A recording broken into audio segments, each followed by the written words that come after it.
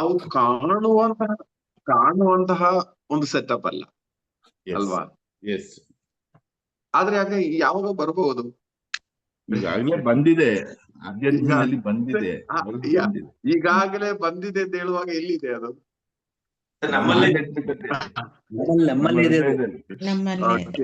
So ಪ್ರಿಯರೇ, ಇವತ್ತು ಇದನ್ನು ಕುರಿತು ಸ್ವಲ್ಪ ನಾವು ಚಿಂತಿಸುವುದು ಮುಖ್ಯ. ಆಕ್ಚುಲಿ ಹೇಳೋದಾದ್ರೆ, ಯೇಸುಸ್ವಾಮಿಯನ್ನು ದೇವರು ಎಂದು ವಿಶ್ವಾಸಿಸುವ ಒಂದು ವ್ಯಕ್ತಿ, ಯೇಸುಸ್ವಾಮಿಯನ್ನು ದೇವರು ಎಂದು ವಿಶ್ವಾಸಿಸುವ ಒಂದು ವ್ಯಕ್ತಿ ದೇವರ ರಾಜ್ಯದಲ್ಲಿದ್ದಾರೆ. ಯೇಸುಸ್ವಾಮಿಯನ್ನು ದೇವರು ಎಂದು ವಿಶ್ವಾಸಿಸುವ ಆ ವ್ಯಕ್ತಿಯಲ್ಲಿ ಏನೆಲ್ಲ ನಡೆಯುತ್ತದೆ? ಅವರಿಗೆ ರಾಜಾಗಿ ಅವರೇ ಇರ್ತಾರೆ, ಯೇಸುಸ್ವಾಮಿ ಇರ್ತಾರೆ. ಯೇಸುಸ್ವಾಮಿಯನ್ನು ದೇವರನ್ನಾಗಿ ವಿಶ್ವಾಸಿಸುವ ಒಂದು ವ್ಯಕ್ತಿ ಈ ಬೆಟ್ಟಕ್ಕೆ ಇಲ್ಲಿಂದ ಅಲ್ಲಿಗೆ ಹೋಗಿ ಅಂತ ಹೇಳಿದ್ರೆ ಹೋಗ್ತದೆ. ಸೊ ಯೇಸುಸ್ವಾಮಿಯನ್ನು ದೇವರು ಎಂದು ವಿಶ್ವಾಸಿಸುವ ಒಂದು ವ್ಯಕ್ತಿಗೆ ಮಾತ್ರನೇ ಈ ಒಂದು ಮತ್ತಾಯ 5ರಲ್ಲಿ ಈ ಬೆಟ್ಟದ ಬೋಧನೆಯಲ್ಲಿ ಅವರು ಕೊಟ್ಟಿರುವ ಸಕಲ ರೂಲ್ಸ್ ಫಾಲೋ ಮಾಡಕ್ಕಾಗ್ಬೋದು. ಅಲ್ಲದೆ ಇರುವವರಿಗೆ ಆಗ್ತದ? ಬಿಡವರು ಭಾಗ್ಯವಂತರು ಅಂತ ಹೇಳಕ್ ಆಗ್ತದ? ಆಗಲ್ಲ ಸರ್. ದುಃಖಿಗಳು ಭಾಗ್ಯವಂತರು ಅಂತ ಹೇಳಕ್ ಆಗ್ತದ? ಇಲ್ಲ. ಅದು ನಮ್ಮ ರಾಜ್ಯದಲ್ಲಿರುವ ವಿಷಯ ಅಲ್ಲ, ಅದು ಇನ್ನೊಂದು ರಾಜ್ಯದಲ್ಲಿರುವ ವಿಷಯವಾಗಿದೆ. ಅರ್ಥ ಆಯ್ತಲ್ಲ?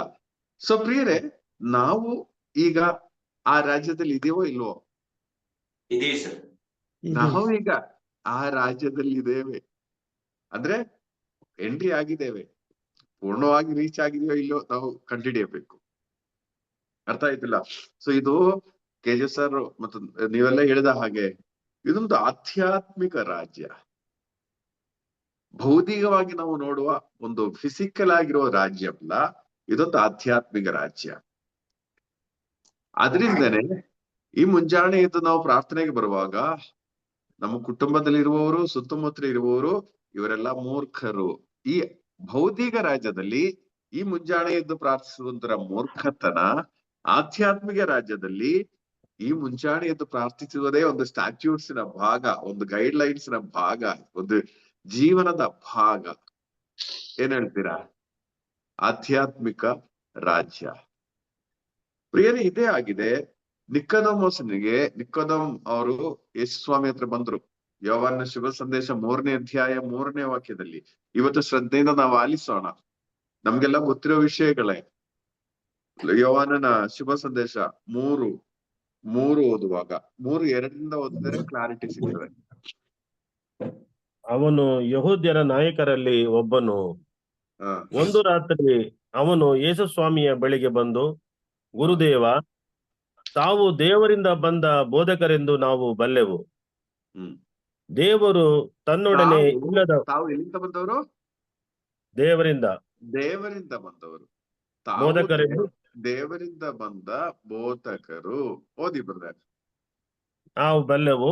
ದೇವರು ತನ್ನೊಡನೆ ಇಲ್ಲದ ಹೊರತು ಯಾರಿಂದಲೂ ತಾವು ಮಾಡುವ ಸೂಚಕ ಕಾರ್ಯಗಳನ್ನು ಮಾಡಲು ಆಗದು ಎಂದು ಹೇಳಿದನು.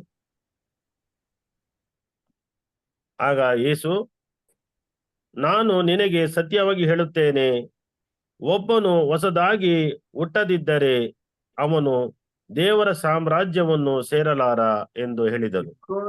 ನಿಕೋದೇಮನು ಒಂದೊಳ್ಳೆಯ ಬಿಲ್ಡಪ್ ಮಾಡಿ, ನೀವು ದೇವರಿಂದ ಬಂದವರು, ಕಾರಣ ನೀವು ಮಾಡೋ ಕಾರ್ಯಗಳೆಲ್ಲ ದೇವರಿಂದ ಬಂದವರಿಗೆ ಮಾತ್ರನೇ ಮಾಡಕ್ಕೆ ಸಾಧ್ಯ ಇರುವುದು. ಸೊ ನೀವು ದೇವರಿಂದ ಬರುವಾಗ ಆ ಬಂದ ರೂಟ್ ಇದೆಯಲ್ಲ, ನೀವು ಬಂದ ರೂಟ್ ನಿಮ್ಗೆ ಗೊತ್ತಿರುತ್ತಲ್ಲ, ಆ ರೂಟ್ ನನಗೆ ಸ್ವಲ್ಪ ಹೇಳ್ಕೊಡಿ, ನಾವು ಅಲ್ಲಿಗೆ ಹೋಗ್ಬೋದಲ್ಲ. ನಿಕೋದೇಮನು ಹೇಳಿದ ಪ್ರಶ್ನದ ಅರ್ಥ ಇದೇನೆ, ನೀವು ದೇವರಿಂದ ಬಂದವರು ನನಗೆ ಗೊತ್ತು. ಶಶಿಕಲಾ ಸಿಸ್ಟರ್ ಕಾರವಾರಿಂದ ಬರ್ತಾ ಇದ್ದಾರೆ, ಅಂಬಿಗಾಪುರದಿಂದ ಬರ್ತಾ ಇದ್ದಾರೆ ಅಂತ ಹೇಳುವಾಗ, ಸಿಸ್ಟರ್ ಅಂಬಿಗಾಪುರಕ್ಕೆ ಇರುವ ರೂಟ್ ಒಂದು ಹೇಳ್ಕೊಡಿ ಅಂತ ಹೇಳಕ್ಕೆ ಸಾಧ್ಯ ಇದೆಯಾ? ನಮಗೆ ಗೊತ್ತಿಲ್ಲ, ಅವರಿಗೆ ಗೊತ್ತಿರ್ತದೆ, ಯಾಕಂದ್ರೆ ಅವರೇ ಅಲ್ಲಿಂದ ಬರ್ತಾ ಇದ್ದಾರೆ. ಸೊ ಹಾಗಾದ್ರೆ ಯೇಸುಸ್ವಾಮಿ ಎಲ್ಲಿಂದ ಬರೋರು? ದೇವರಿಂದ ಬಂದವರು. ಹಾಗಾದ್ರೆ ಅಲ್ಲಿಗೆ ಹೋಗಕ್ಕಿರುವ ರೂಟ್ ಯಾರ ಹತ್ರ ಇರ್ತದೆ? ಯೇಸುಸ್ವಾಮಿ ಹತ್ರನೇ ಇರ್ತದೆ. ಯೇಸುಸ್ವಾಮಿ ಹತ್ರನೇ ಇರ್ತದೆ. ಅದಕ್ಕೆ ಯೇಸುಸ್ವಾಮಿ ಹೇಳ್ತಾರೆ, ನಾನೇ ಮಾರ್ಗ. ಅರ್ಥ ಆಯ್ತಲ್ಲ? ಸೊ ಈ ಒಂದು ಟ್ಯಾಕ್ಟಿಕ್ಸ್ ಉಪಯೋಗಿಸಿ ನಿಕೋದಮನು ಯೇಸು ಸ್ವಾಮಿಯಲ್ಲಿ ಹೇಳ್ತಾ ಇದ್ದಾರೆ, ನೀವು ದೇವರಿಂದ ಬಂದವರು. ಓದಿ ಬ್ರದರ್, ಮೂರು ಓದಿ. ಮೂರು ಅದೇ, ನೀವು ಆಗ ದೇವರಿಂದ ತನ್ನೊಡನೆ ಇಲ್ಲದ ಹೊರತು ಯಾರಿಂದಲೂ ತಾವು ಮಾಡುವ ಸೂಚಕ ಕಾರ್ಯಗಳನ್ನು ಮಾಡಲು ಆಗದು ಎಂದು ಹೇಳಿದನು. ಮುಂದುವರಿಸಿ. ಆಗ ಯೇಸು, ನಾನು ನಿನಗೆ ಸತ್ಯವಾಗಿ ಹೇಳುತ್ತೇನೆ, ಒಬ್ಬನು ಹೊಸದಾಗಿ ಹುಟ್ಟದಿದ್ದರೆ ಅವನು ದೇವರ ಸಾಮ್ರಾಜ್ಯವನ್ನು ಸೇರಲಾರ ಎಂದು ಹೇಳಿದರು. ಒಬ್ಬನು ಹೊಸದಾಗಿ ಹುಟ್ಟದಿದ್ದರೆ ಅವನಿಗೆ ದೇವರ ಸಾಮ್ರಾಜ್ಯದಲ್ಲಿ ಸೇರಲಾರೆ. ಸೊ ಪ್ರಿಯರೇ, ಹಾಗಾದ್ರೆ ಇದರ ಅರ್ಥ ಏನು? ಇಲ್ಲಿ ಲೋಕದ ಸಾಮ್ರಾಜ್ಯವೂ ಇದೆ, ದೇವರ ಸಾಮ್ರಾಜ್ಯವೂ ಇದೆ. ಈ ದೇವರ ರಾಜ್ಯ ಇನ್ನು ಮುಂದೆ ಯೇಸು ಸ್ವಾಮಿ ಜನಿಸಿದ ಸಮಯದಿಂದ ದೇವರ ರಾಜ್ಯವೂ ಸಹ ಅದರ ಪ್ರವೃತ್ತಿ ಪ್ರಾರಂಭವಾಗಿದೆ. ಓಕೆ, ಸೊ ಈ ದೇವರ ರಾಜ್ಯಕ್ಕೆ ಎಂಟ್ರಿ ಆಗ್ಬೇಕಾದ್ರೆ ಇರುವ ಪಾಸ್ಪೋರ್ಟ್ ಏನು? ಹೊಸದಾಗಿ ಹುಟ್ಟಬೇಕು ಸರ್, ಹೊಸದಾಗಿ ಹುಟ್ಟಬೇಕು. ಓಕೆ, ಹರ್ಷ ನೀವ್ ಹೇಳಿ, ಹೊಸದಾಗಿ ಹುಟ್ಟುವುದಂತ ಹೇಳುವಾಗ ಏನರ್ಥ? ಹಳೆತನ ಎಲ್ಲ, ಹಳೆ ಸ್ವಭಾವಗಳೆಲ್ಲ ಬದಲಾವಣೆ ಆಗ್ಬೇಕು. ಇಲ್ಲೇ ನಮ್ಗೆ ಪ್ರಾಬ್ಲಮ್ ಇರೋದು. ನಿಕೋದಮನ ಇದು ತುಂಬಾ ಡೈರೆಕ್ಟ್ ಆಗಿ ಹೇಳ್ತಾ ಇದ್ರೆ, ನಾನು ತಾಯಿಯ ಉದರದಿಂದ ಹುಟ್ಟಿ ಬಂದವನು. ಈಗ ನಾನು ಸುಮಾರು ಒಂದು 70-80 kg ವೆಯ್ಟ್ ಇದೆ. ಈಗ ನಾನು ಹೇಗೆ ಮತ್ತೆ ತಾಯಿಯ ಉದರಕ್ಕೆ ಹೋಗಲು ಸಾಧ್ಯ, ಮತ್ತೆ ಹುಟ್ಟಲು ಸಾಧ್ಯ? ನಿಕೋದಮನ ಪ್ರಶ್ನೆ ಆಗ್ತಾ ಇದ್ದೇನೆ. ಹೊಸದಾಗಿ ಹುಟ್ಟುವುದಂತ ಹೇಳುವಾಗ ನೋಡಿ, ಇದು ಲೋಕರಾಜ್ಯದ ಹುಟ್ಟುವ ಕಾರ್ಯ. ದೇವರಾಜ್ಯದಲ್ಲಿ ಹುಟ್ಟುವ ಕಾರ್ಯ ಹೇಗೆ? ನಮ್ಮಲ್ಲಿ ಬದಲಾವಣೆ ಕಾಣ್ಬೇಕು. ನಾವು ಲೋಕದ ಚಿಂತೆಗಳಿಂದ ದೇವರ ಚಿಂತೆಗಳಿಗೆ ಹೋಗಬೇಕು. ಲೋಕದ ಪ್ರವೃತ್ತಿಗಳಿಂದ ದೇವರಿಚ್ಛಿಸುವ ಪ್ರವೃತ್ತಿಗಳು ಮಾಡುವ ಅವಸ್ಥೆಗೆ ಬರಬೇಕು. ಅರ್ಥ ಆಯ್ತಲ್ಲ? ಸೊ ಇಲ್ಲೇ ನಮ್ಗೆ ಅರ್ಥ ಆಗ್ತಾ ಇದೆ, ದೇವರ ರಾಜ್ಯ ಯಾವುದು, ಲೋಕದ ರಾಜ್ಯ ಯಾವುದು. ಸೊ ನಮ್ಮಲ್ಲಿ ಒಂದು ಸಂಪೂರ್ಣವಾದ ಒಂದು ಬದಲಾವಣೆ, ಹೊಸದಾಗಿ ಹುಟ್ಟುವ ಒಂದು ಮಗುವಿನ ಹಾಗಿರುವ ಅವಸ್ಥೆ, ಒಂದು ದೇವರ ಸಾಮ್ರಾಜ್ಯದ ಒಂದು ಹೊಸ ಸಿಟಿಸನ್ ಆಗುವ ಆ ಒಂದು ಅವಸ್ಥೆ ನಮ್ಮಲ್ಲಿ ಬಂದ್ರೆ ಮಾತ್ರನೇ ನಾವು ದೇವರ ರಾಜ್ಯಕ್ಕೆ ಎಂಟ್ರಿ ಆಗಲು ಸಾಧ್ಯ. ಸ್ವಾಮಿ ನಿಕೋದಮನಿಗೆ ಅದೇ ಹೇಳಿರೋದು, ನೀನು ಹೊಸದಾಗಿ ಹುಟ್ಟಬೇಕು. ನೀವು ಇದುವರೆಗೆ ನಿಮ್ ಮೈಂಡ್ ಸೆಟ್ ಎಲ್ಲ ಲೋಕದ ರೀತಿ, ಅದು ಹೇಗೆ ಟಿಟ್ ಫಾರ್ ಟಾಟ್ ಎಂಬ ರೀತಿಯಲ್ಲಿ ಇಷ್ಟು ಮಾಡಿದ್ರೆ ಅಷ್ಟ ಆಗ್ತದೆ. ಲೋಕದ ಪ್ಲಾನ್ಗಳೆಲ್ಲ ನೋಡಿ, ಈಗ ಲೋಕದ ಎಲ್ಲಾ ರೀತಿ ನೀತಿಗಳು ನಮ್ಮ ಮನಸ್ಸಿಗೆ ಫಿಕ್ಸ್ ಆಗಿದೆ. ಈಗ 6:15 ಆಗೋದಷ್ಟು ಸೂರ್ಯನ ಮೇಲೆ ಬರುತ್ತೆ, ಮೋಡ ಬಂದ್ರೆ ಮಳೆ ಬರುತ್ತೆ. ಇದೆಲ್ಲ ಲೋಕದ ನಿಯಮಗಳು. ಆದ್ರೆ ದೇವರ ಸಾಮ್ರಾಜ್ಯದ ನಿಯಮಗಳು ಅದು ತುಂಬಾ ಎಕ್ಸ್ಟ್ರೀಮ್ ಆಗಿ ಡಿಫ್ರೆಂಟ್ ಆಗಿದೆ. ಅರ್ಥ ಆಯ್ತಿಲ್ಲ? ಸೊ ನಾವು ಲೋಕದ ಈ ಮೈಂಡ್ ಸೆಟ್ ಇಟ್ಕೊಂಡು ದೇವರ ಸಾಮ್ರಾಜ್ಯವನ್ನು ಕುರಿತು ತಿಳಿಯಲು, ಅರ್ಥ ಮಾಡಲು ತುಂಬಾ ಕಷ್ಟ ಆಗ್ತಾ ಇದೆ. ಅದರಿಂದ ಈ ಸ್ವಾಮಿ ನಿಕೋದಮನಿಗೆ ಹೇಳ್ತಾ ಇದ್ದಾರೆ, ನೀನು ಹೊಸದಾಗಿ ಹುಟ್ಟಬೇಕು. ಈ ಮೈಂಡ್ ಸೆಟ್ ನೀವು ಇಲ್ಲಿ ಇಡಬೇಕು. ದೇವರ ಆ ಮೈಂಡ್ ಸೆಟ್, ಮತ್ತಾಯನ ಶುಭ ಸಂದೇಶ 5 ಬೆಟ್ಟದ ಬೋಧನೆಯಲ್ಲಿರುವ ಆ ನಿಯಮಗಳು ನಿಮ್ಮ ಮನಸ್ಸಿಗೆ ಎನ್ಗ್ರೇವ್ ಆಗ್ಬೇಕು, ಆ ಮನಸ್ಸಿಗೆ ಫಿಕ್ಸ್ ಆಗ್ಬೇಕು. ಮನಸ್ಸಿನ ನಿಯಮಗಳಾಗಿ ಅದು ತಗೊಳ್ಳುವಾಗ ನೀವು ದೇವರ ಸಾಮ್ರಾಜ್ಯದಲ್ಲಿದ್ದೀರಿ. ದೇವರ ನಿಯಮಗಳು ಫಾಲೋ ಮಾಡುವರಾಗಿದ್ದೀರಿ. ಏನಾಗುತ್ತೆ ಅಂದ್ರೆ, ಇಂಡಿಯಾದಲ್ಲಿ ನಮ್ಗೊತ್ತು ಗಾಡಿ ಓಡಿಸುವುದು ಲೆಫ್ಟ್ ಸೈಡಾ ರೈಟ್ ಸೈಡಾ? Right side. Left left side ನಲ್ಲಿ ಓಡಿಸ್ಬೇಕು. ರೈಟ್ ಸೈಡ್ ಓಡಿಸಿದ್ರೆ ಮುಗೀತು. Keep left. ಆದ್ರೆ ಈ ಸ್ಟೀರಿಂಗ್ ಎಲ್ಲ ಇಲ್ಲಿ ಇರ್ತದೆ, ರೈಟ್ ಸೈಡ್ ಅಲ್ಲಿ ಇರ್ತದೆ. ಅರ್ಥ ಆಯ್ತಲ್ಲ? ಈಗ ಇದು ಲೋಕದ ಒಂದು ನಿಯಮ. ಇಲ್ಲಿ ನಮ್ಮ ಇಂಡಿಯಾದ ಒಂದು ನಿಯಮ. ಈ ನಿಯಮ ಹೇಗೆ ಬಂದಂದ್ರೆ, ಬ್ರಿಟಿಷ್ ಅವರು ಕುದುರೆ ಮೇಲೆ ಹತ್ತಿ, ಈ ಬಾಳೆಲ್ಲಿ ಇರ್ತದೆ, ಬಲ ಕೈಯಲ್ಲಿ ಬಾಳೆ ಇರ್ತದೆ. ಅಂದ್ರೆ ಬಾಳಂದ್ರೆ ಇದು ಅಲ್ವಾ? ಕಡಿವಾಣ ಕಡಿವಾಣ ಈ ಬಲ ಕೈಯಲ್ಲಿ ಇರ್ತದೆ, ಎಡ ಕೈಯಲ್ಲಿ ಕುದುರೆಯ ಒಂದು ಕಂಟ್ರೋಲ್. ಸೊ ಏನಾಗುತ್ತದೆ, ಬಲ ಕೈಯಿಂದನೇ ಎಲ್ಲರನ್ನು ಕತ್ತರಿಸಕ್ ಆಗ್ಬೋದು. ಅರ್ಥ ಆಯ್ತಲ್ಲ? ಈಗ ಕುದುರೆ ರೈಟ್ ಸೈಡ್ ಅಲ್ಲಿ ಇದ್ರೆ ಇಲ್ಲಿ ಏನನ್ನು ಕತ್ತರಿಸಕ್ ಆಗುತ್ತದೆ? ಆ ಎಕ್ಸ್ಟ್ರೀಮ್ ಸೈಡ್ಗೆ ಹೋಗ್ತದಲ್ಲ, ಅಲ್ಲಿ ರೋಡ್ ಇಲ್ಲ. ಸೊ ಈ ಲೆಫ್ಟ್ ಸೈಡ್ ಅಲ್ಲಿ ಇದ್ರೆ ಈ ರೋಡ್ ಅಲ್ಲಿ ಇರೋ ಜನರು, ಶತ್ರುಗಳು ಯಾರಾದ್ರು ಬಂದ್ರೆ ಈ ರೀತಿ ಕತ್ತರಿಸಬಹುದು. ಅದರಿಂದ ಅಲ್ಲಿಂದ ಸ್ಟಾರ್ಟ್ ಆಗಿರುವ ಒಂದು ನಿಯಮವಾಗಿದೆ ಲೆಫ್ಟ್ ಮೂವಿಂಗ್ ಅಂತ ಹೇಳಿ. ಅರ್ಥ ಆಯ್ತಲ್ಲ? ಸೊ ಈಗ ಬ್ರಿಟಿಷ್ ಈಸ್ಟ್ ಇಂಡಿಯಾ ಕಂಪನಿಯ ಕಂಟ್ರೋಲ್ ಅಲ್ಲಿದ್ದ ಎಲ್ಲಾ ರಾಜ್ಯಗಳಲ್ಲೂ ಲೆಫ್ಟೇ. ಆದ್ರೆ ಎಷ್ಟೋ ರಾಜ್ಯಗಳಲ್ಲಿ, ಈಗ ನೀವು ಗಲ್ಫ್ ಕಂಟ್ರಿಗಳಿಗೆ ಹೋದ್ರೆ ಲೆಫ್ಟ್ ಅಲ್ಲಿ ಇಲ್ಲ, ರೈಟ್ ಸೈಡೇ, ರೈಟ್ ಸೈಡ್ ಕೀಪ್ ರೈಟೇ ಅಲ್ಲಿರೋದು. ಓಕೆ, ಅಲ್ಲಿ ಇರುವ ಸ್ಟೀರಿಂಗ್ ಈ ಕಡೆ ಇರ್ತದೆ. Left and right. ಅರ್ಥ ಆಯ್ತಲ್ಲ? ಸೊ ಏನಂದ್ರೆ ಇಂಡಿಯಾದ ನಿಯಮಗಳನ್ನು ತಗೊಂಡು ನೀವು ಕುವೈತಿಗೆ ಹೋದ್ರೆ ಒಂದು 10 ಕಿಲೋಮೀಟರ್ ಓಡಿಸೋದ್ರಲ್ಲೂ ಆಕ್ಸಿಡೆಂಟ್ ಆಗ್ತದೆ. ನಾವೆಲ್ಲ ಲೆಫ್ಟ್ ಅಲ್ಲ, ಅವರೆಲ್ಲ ರೈಟ್. ಸೊ ಏನಾಗ್ತದೆ, ರೂಲ್ಸ್ ಕಂಪ್ಲೀಟ್ ಡಿಫ್ರೆಂಟ್ ಆಗ್ತದೆ. ಪ್ರಿಯರೇ, ಇದೇ ಸ್ಟೈಲ್ ಅಲ್ಲಿ ಇದೆ ಲೋಕದ ರಾಜ್ಯದ ನಿಯಮಗಳು, ದೇವರ ರಾಜ್ಯದ ನಿಯಮಗಳು. ಸೊ ನಾವು ಈ ದೇವರ ರಾಜ್ಯಕ್ಕೆ ಎಂಟ್ರಿ ಆಗ್ಬೇಕಾದ್ರೆ ಈ ಲೋಕದ ರಾಜ್ಯದ ಈ ನಿಯಮಗಳನ್ನ ಮನಸ್ಸಿಂದ ತೆಗೆದುಹಾಕಿ ದೇವರ ಸಾಮ್ರಾಜ್ಯದ ನಿಯಮಗಳನ್ನ ನಮ್ಮ ಮನಸ್ಸಿನಲ್ಲಿ ಫಿಕ್ಸ್ ಮಾಡುವಾಗ ಮೆತ್ತಿಗೆ ಅದರ ನಿಯಮಗಳನ್ನ ಅನುಸರಿಸಿ ನಾವು ಮುಂದೆ ಹೋಗುವರು. ಪ್ರಾಬ್ಲಮ್ ಏನಂದ್ರೆ ಆಗಾಗ ನಮ್ಗೆ ಲೋಕದ ಸಾಮ್ರಾಜ್ಯದ ನಿಯಮಗಳು ಬರುತ್ತದೆ. ಈಗ ನಾನು ಈ ಕಳೆದ ವಾರದಲ್ಲಿ ಒಂದು ಆಂತರಿಕ ಸೌಖ್ಯ ಧ್ಯಾನಕ್ಕೆ ಹೋಗಿದ್ದೇನೆ. ಆಂತರಿಕ ಸೌಖ್ಯ ಧ್ಯಾನಕ್ಕೆ ಹೋಗಿದೆ ಅಂತ ಹೇಳುವಾಗ ಅಲ್ಲೋಗಿ ಏನೋ ಮ್ಯಾಜಿಕ್ ಮಾಡಿ ನಮ್ದ ಆಂತರಿಕ ಸೌಖ್ಯ ಕೊಡುವುದಲ್ಲ. ಜಸ್ಟ್ ಉದಾಹರಣಕ್ಕೆ, ಈಗ ಯೇಸ್ವಾಮಿ ಹೇಳಿದಾರೆ, ನಿಮ್ಗೆ ಒಂದ್ ಕೆನ್ನೆ ಕೊಡಿದ್ರೆ ಏನ್ ಮಾಡ್ಬೇಕು? ಏನ್ ಮಾಡ್ಬೇಕು? ಒಂದ್ ಕೆನೆ ಕೊಡಿದ್ರೆ ಇನ್ನೊಂದ್ ಕೆನೆಗೆ ಹೊಡೆಯುವುದು ಲೋಕದ ನಿಯಮ ಅಲ್ವಾ? ಒಂದ್ ಕೆನೆಗೆ ಹೊಡೆದ್ರೆ ಇನ್ನೊಂದ್ ಕೆನೆ ತೋರಿಸೋದು